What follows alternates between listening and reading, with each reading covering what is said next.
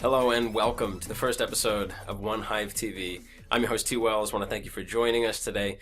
We're going to be dropping fresh content every Friday, so make sure you subscribe, hit that bell button. If you like what you see, like what you hear, smash the like and share this video with somebody you think would enjoy it too. Today we're going to get into the following. First, I'm going to give you an update on all things One Hive. We've got a lot going on in both projects and partnerships. Next, we're going to head over to Snapshot for some headline updates. This section will cover sort of the latest developments and debates in the DAO space. And today we'll hear about Uni, Gitcoin, the TEC, Yearn, Abe Sushi, and Balancer. And next, we're going to hear from One Hive's Paul Tu and Monstrosity. So first, Paul will help us get a better grip on decentralized exchanges and explain what happens when primates stage a bank run. After that, Monstrosity will help us take a closer look at the keystones of DeFi, stablecoins. Heading over to the Hive, this week we'll start with Gardens. The Gardens team is working currently to push out UX improvements to both the DAO member governance experience as well as the Garden creation wizard. The app is running on the Rinkeby testnet, and you can head over to gardens-rinkeby.onehive.org to give it a test drive. And as always, if you have any questions or need further assistance, the One Hive Discord is the place to be. Let's take a look at Cannon next. This is a super interesting project that is designed to capture the origin and evolution of One Hive as a cybernetic organism through the use of NFT art. At the moment, Cannon is working to develop the Genesis collection to capture the early emergence of One Hive. Now, if you're interested in participating or just learning more about the project, you can ping Pab on the One Hive Discord, as he is the Cannon master, and he will invite you to their private server. Next, we'll get Monster to join us to take a closer look at Tulip and Agave. So, tell us a little about Tulip, though. What should the audience know in terms of what's going on with that swarm at this point in time? Yeah, so hopefully everyone knows, One Hive, a little bit about One Hive. So Tulip is just the DeFi swarm of One Hive. So we're looking at the DeFi space mostly. Right now we've got the DEX on Polygon. We also got the DEX on XDAI with HoneySwap. I think our goal, I don't mean to speak for the entire swarm, but I would say that our goal is to kind of make this cross-chain, cross-network, cross-brig aggregator that is basically able to find the best swap, least amount of slippage across all platforms, all networks. So that's kind of where we're going, and we got a ways to go, but if you know One Hive, we never stop working regardless of what the token price is, so we just keep on plugging away. That's right, Ben. Well, so specifically, I know you've forged a couple of partnerships recently to help with, sort of comb staking. Can you talk a little bit about opportunities that people might have if they're yield farming on Honeycomb, on XDAI, or Polygon, rather? Yeah, so XDAI, the opportunities there are going to be some new ones coming out. We're looking at potentially, and you can see this in the forum post on One Hive, we're looking at kind of revamping that altogether. The allocation points or how the tokens are distributed on there are a little bit locked up, if you will. And so, best way to probably put it is that we have to kind of redo our allocation points across all of it to try to get some partnerships that we have spoken with and we have talked with and worked with to get them on board. So we haven't been able to do much because of these seasons, and so if you want to know more about that, you can check out the forum post. With Polygon, we did some changes to the kind of allocation points to give us a little bit more flexibility, and so we've been able to partner with Surf already on allocation points, and they in return they've purchased quite a bit of our liquidity and locked it for 120 days, and they also provided single-side staking, so you can stake Pcomb for 300% APY and get Wave tokens. We also have Gods on Chain, which I believe is providing some use case for doing playing the game. You can do a barter type system where you bet on who's going to win using Comb tokens. And then there's several more partners on the Polygon side that we're working with, XDAI as well, but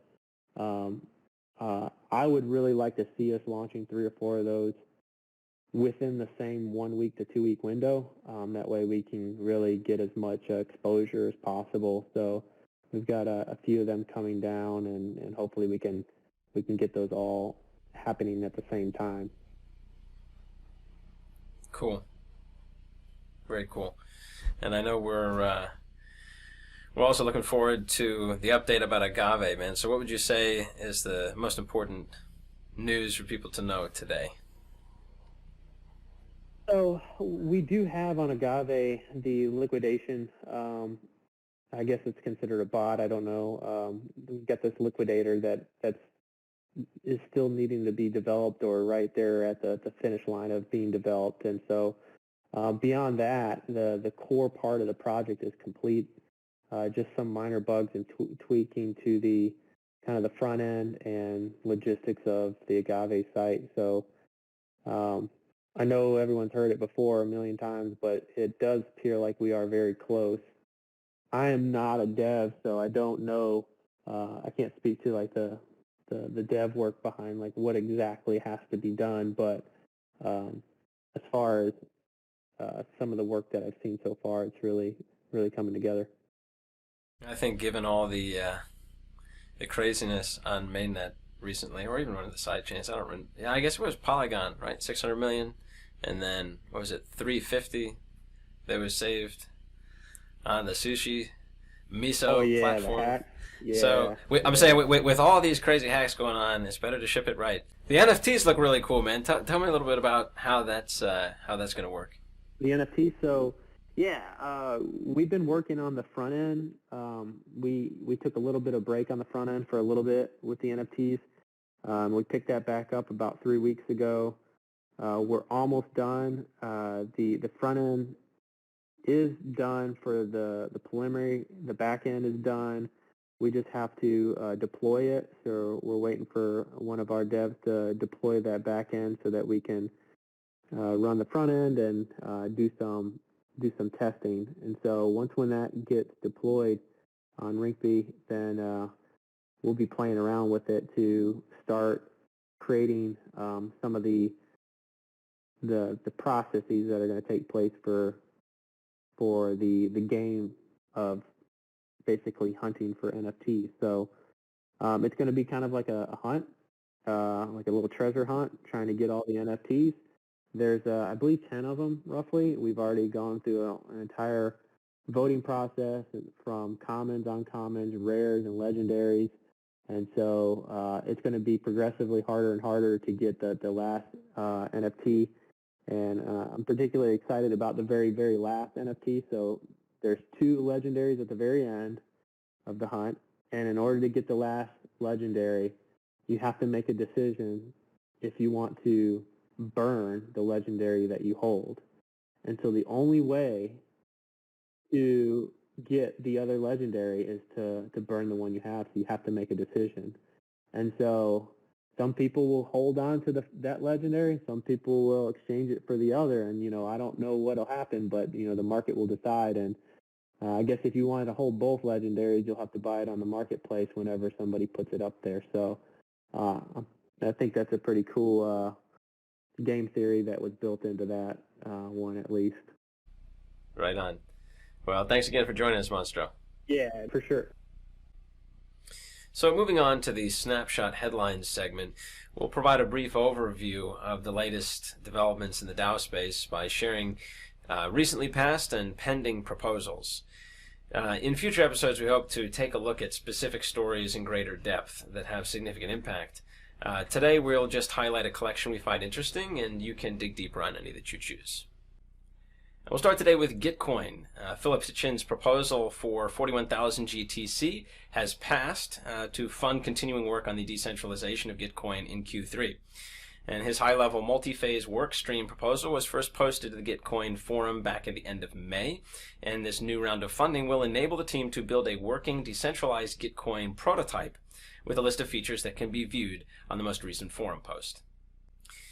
Next, we'll take a look at Yearn. I think the most important proposal to come out of the DAO in the last week concerns recent political and legal issues raised by language in an infrastructure bill that came before the U.S. Senate. Yearn Finance has decided to support the creation of a builder-first activism DAO that would essentially create the world's first decentralized crypto-native lobbying firm. It's a super interesting story and we'll be following in the weeks to come. Details can be read on YIP63, posted by LexNode.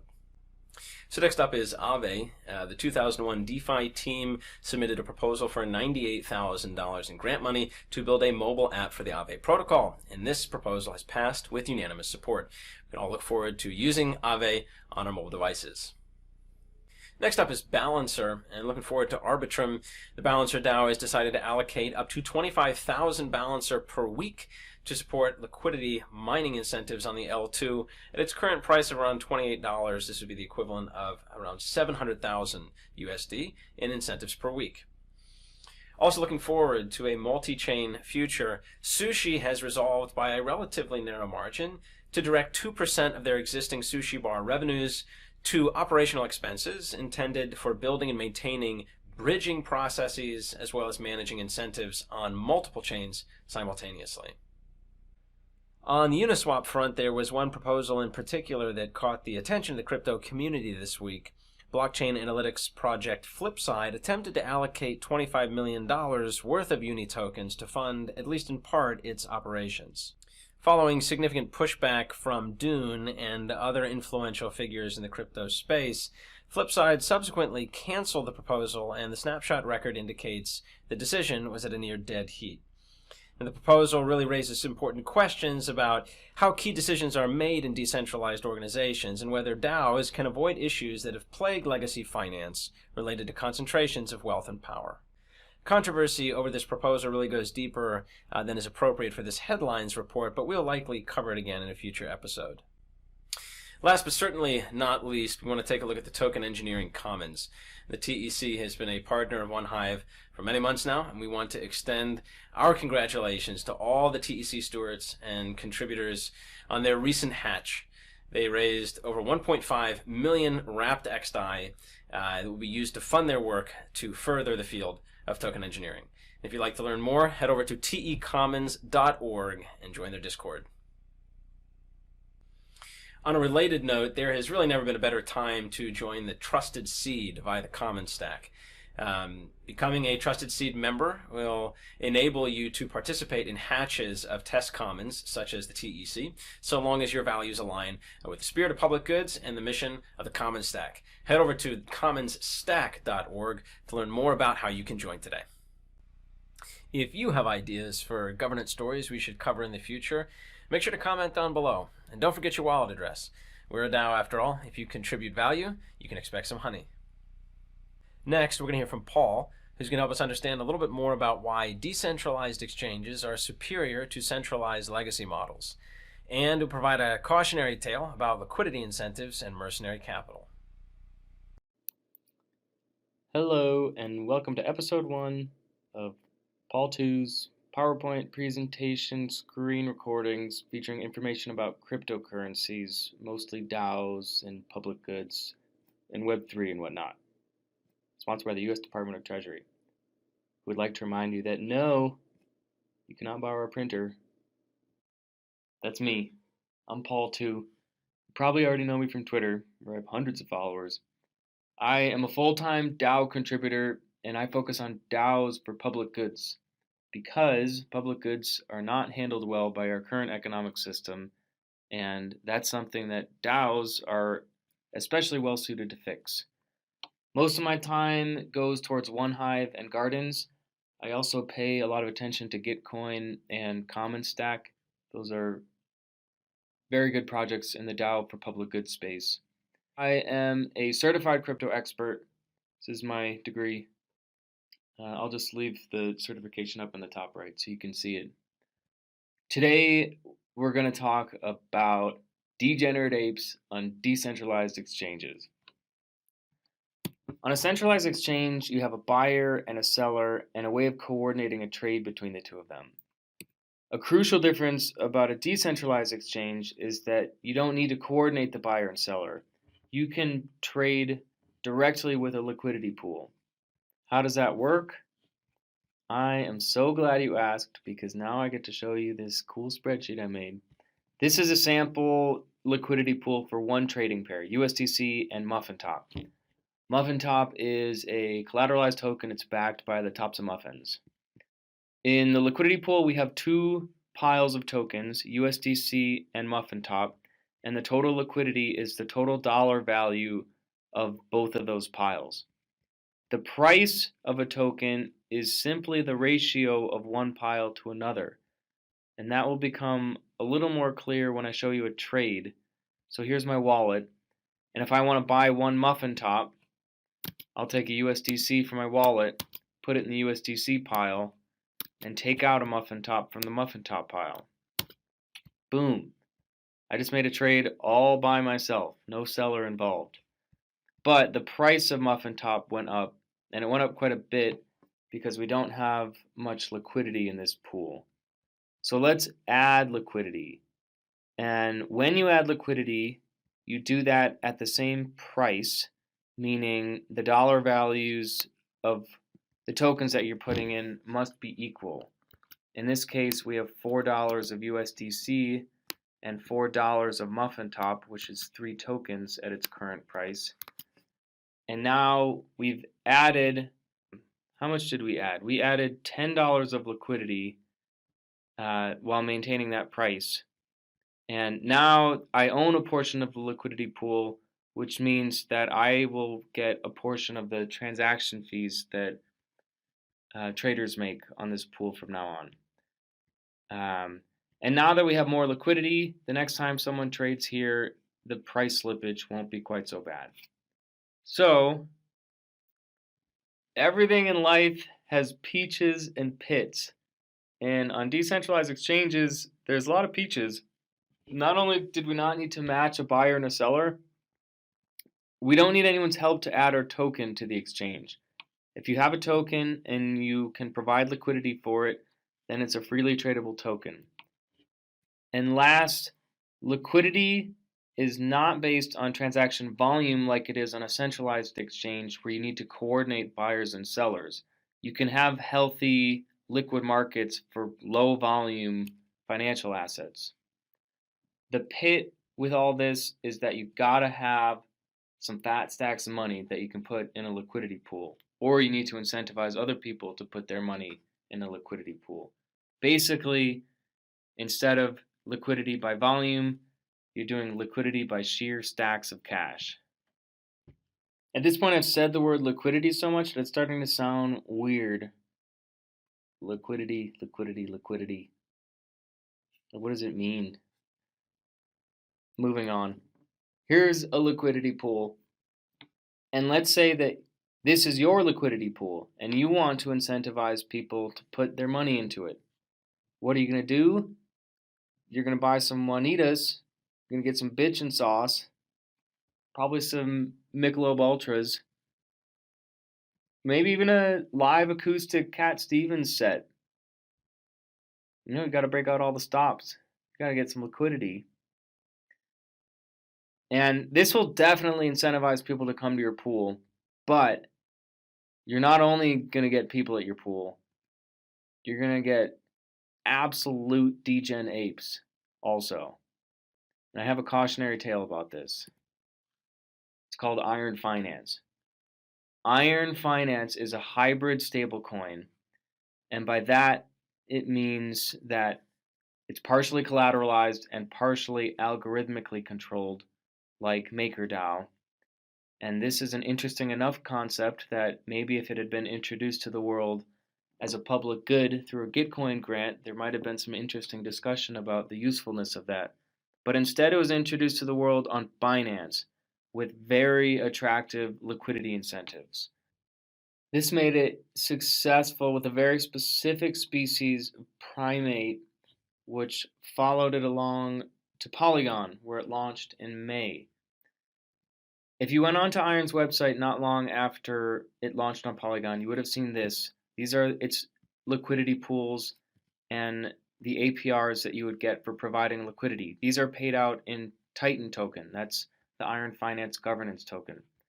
So most people are going to look at this and they're going to think this is absolutely raising a million red flags. There's no way that you can healthily get these kind of APRs.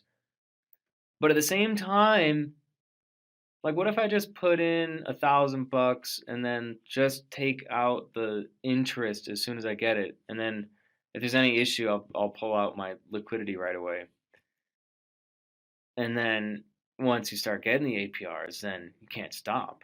You got to put more money in, and then it keeps working, and then you got to put more money in. Well, it turns out a lot of people did something similar, and the value locked in iron went up quite a bit in a very short amount of time, and then went down quite a bit in a very short amount of time. On the morning of June 16th, there was over $2 billion locked in iron finance, and by the end of June 16th, without any hack or rug pull, they were sending out a tweet about a post-mortem. You might as well not even read the post-mortem report, though, because it doesn't mention the number one reason this happened, which is that 100% of the money was provided by degenerate apes with mercenary capital. They were putting their money in to get yield, and they were going to take it out as soon as they stopped getting these incentives. Mercenary capital. These people aren't thinking, oh wow, how great would the world be if we just had a partially algorithmic stablecoin? No. They're thinking, where's my yield? I need it. You know, I wish I had a real keyboard so it would, like, sound more dramatic. These are apes. Absolute apes.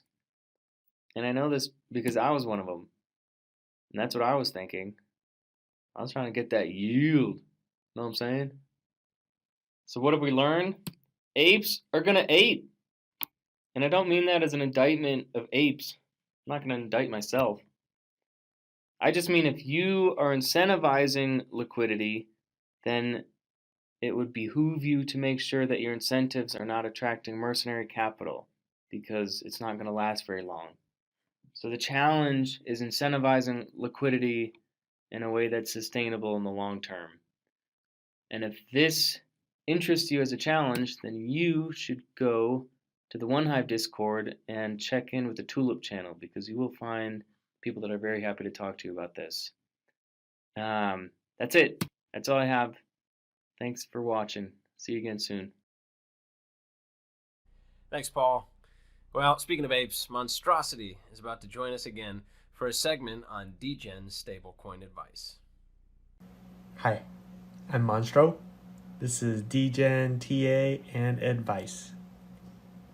Before we get started, I'm going to introduce myself. I am Monstro, full name Monstrosity. I first heard about crypto in 2012.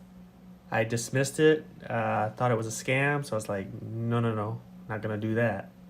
Then again in 2017, I heard about it, and ever since then, I've been completely obsessed. I mostly spend my time in OneHive with the Tulip and Agave, and on my free time, I probably download viruses as I'm doing a bunch of Degen stuff. So when talking about Degen, TA, and advice, maybe the advice part is where we start considering some fundamentals. So we'll cover that right now. So when talking about fundamentals, there's 5 of them. We need to be thinking about, is it decentralized, open, borderless, neutral, censorship resistant, and then there's a couple other ones like market cap, volume, time. Those things are important, especially when dealing with crypto. So how to do your research? We're going to use CoinGecko. That is the place to get some solid information. YouTube, and then if you're really digging deep, you could go to Discord or Telegram, maybe Twitter. There's a bunch of Degens on those media platforms, and I bet you can find all kind of nuggets just searching all those social media sites. Lots of smart people out there. Then when we're talking about stable coins, there's different types. There's collateralized, there's asset backed, There's algorithmic stablecoins. There's hybrid stablecoins. There's something called rebase tokens. I don't know if I'm going to get into that too much. So when we go over to CoinGecko, we could type in stablecoins, and there's going to be this huge list of stablecoins. There's like, oh my goodness, like 500, maybe even more. I don't know, maybe less. There's a lot of stablecoins out there. So which one do you pick? Which one do you choose? Well, that's where you go back to those fundamentals. So which one to choose from? Safe to go to the top, right? Pick the one at the top, number one. So that's by market cap. If you do that, you pull up Tether. Let's start talking about Tether. Let's see. It looks like it's collateralized asset, fully backed. So that's okay, I guess. But I hear the government talking about that one a lot. So that already is a red flag for me. So I don't like it. I think USDC is the same as Tether, but I don't hear the government talking about that one as much. I really don't know why, but I like it a lot more because I don't hear the government talking about it. So if I have a choice between Tether and USDC, I pretty much always go USDC for that reason. Binance, don't like it. Centralized, don't trust it. Which is kind of funny because USDC is kind of centralized too. But DAI, that's got the MakerDAO team behind it, which is pretty cool. That's more of a crypto back. I think they use Ethereum to back it, but I don't know. I don't do all that much research in stablecoins. I'm only using stablecoins to make trades, and very rarely am I holding on to stablecoins too long. So, plus they're huge market cap, so how bad could it be, right? So sometimes one of those stable coins isn't an option, but that's okay because it depends on why you need the stable coin. So there's a couple reasons why you might need a stable coin. You might want it for an investment purpose. You might want it to help trading. So going in and out of trades, something from a volatile asset to a non-volatile asset like a stable coin. Or maybe you're just doing it because you need it to get that 1,000% APY. Like Iron Finance. But with that obviously comes a little bit of risk. But you could also just be a supporter like the MakerDAO community. You want to support the project, so you want to just use that token. But with all those, there's some risk there. And as long as you recognize what those risks are, meaning if you're doing it for selfish reasons like degen farming, and the only stable coin available is this weird stable coin called XYZ USDT refi, then just know that you might get rug pulled. But if that's not why you're doing it, and you're just trying to trade some Ethereum or something like that, then going with a USDC or a DAI might be your best bet. So are there any other stable coins out there that might be interesting? Possibly. There's this algorithmic discussion happening. There's rebase tokens. Those are pretty interesting. I don't know too much about them, but I've heard about Raya. That's a Disney movie, I think. There's Ampleforth, Dig. Dig's like a rebase token that's tied to Bitcoin, so that's kind of neat. Are there any others? I don't know. Comment down below if you know of any other cool stable coins or rebase tokies. See ya. Thanks, Monstro. I really dig the hair, man. Well, to wrap up today, I'm going to share a tune from our playlist with you. And if you have some great music to share, please drop a comment below. We might choose your song to include next week. Thanks again for tuning in. And from everybody here at One Hive, stay safe and take care of each other.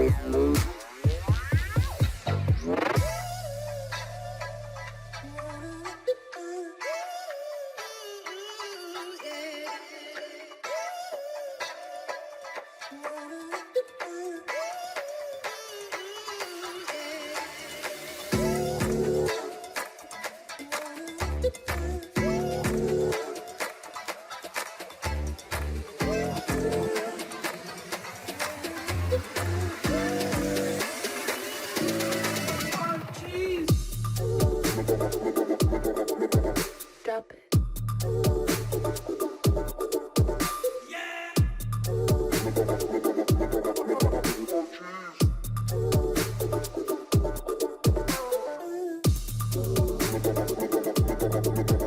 Drop it.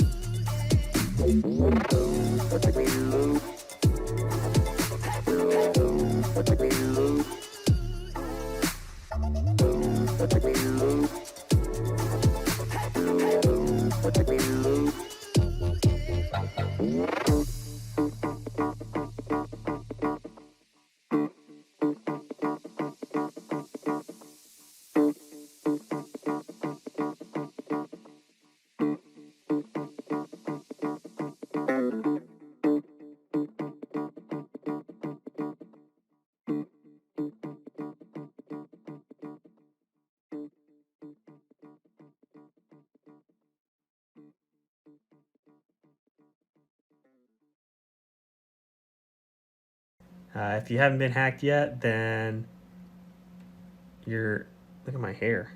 My hair's moving. That's pretty cool. I didn't know that. Can help us understand a little bit more about why decentralized exchanges are superior to that.